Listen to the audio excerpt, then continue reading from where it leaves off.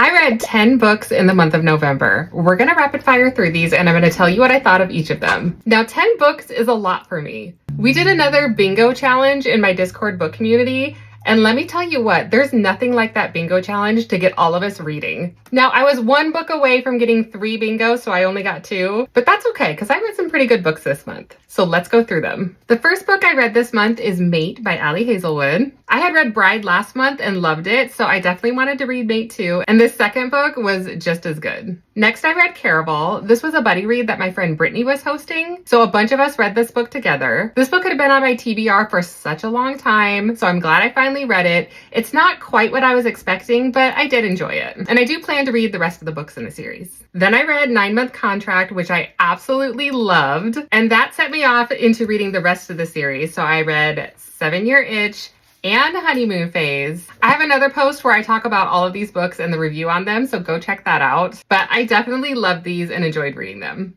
Then I finished the book Royal Assassin. This is the second book in the Farseer trilogy, and I am so obsessed with this series. I'm already reading the 3rd book, Assassin's Quest, and I will for sure keep going into the other series in this world.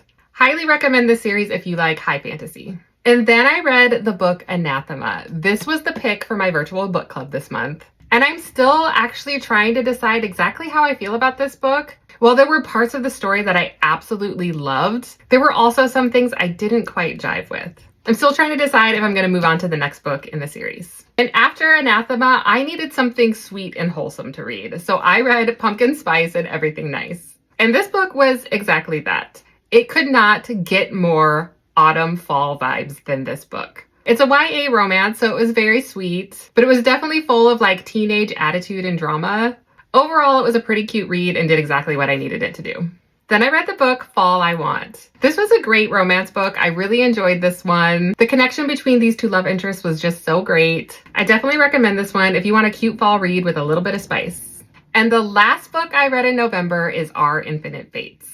This book is pretty similar and has the same vibes of The Invisible Life of Addie LaRue, but I think I actually liked this one better. It's beautifully written and has a tragic love story that was just so good. So that's all the books I read in November. Let me know if you read any of these and what you thought of them.